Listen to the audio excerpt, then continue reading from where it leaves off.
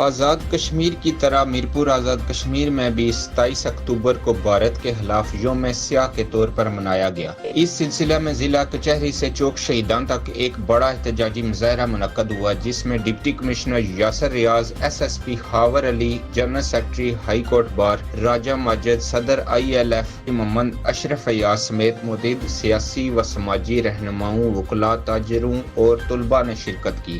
مظاہرین کے ہاتھوں میں بھارت مخالف نعرے درج بینرز اور پلے کارڈز تھے اور انہوں نے کشمیر کی آزادی تک اپنی جدوجہد جاری رکھنے کا عزم ظاہر کیا۔ شرکاء نے بھارت کے خلاف 27 اکتوبر 2047 کے کشمیر پر قبضے کو رد کرتے ہوئے اس اقدام کو کشمیری عوام کے حق خود ارادیت کے خلاف ورزی قرار دیا۔ مظاہرین نے بھارتی مظالم کے خلاف شدید نعرے بازی کی۔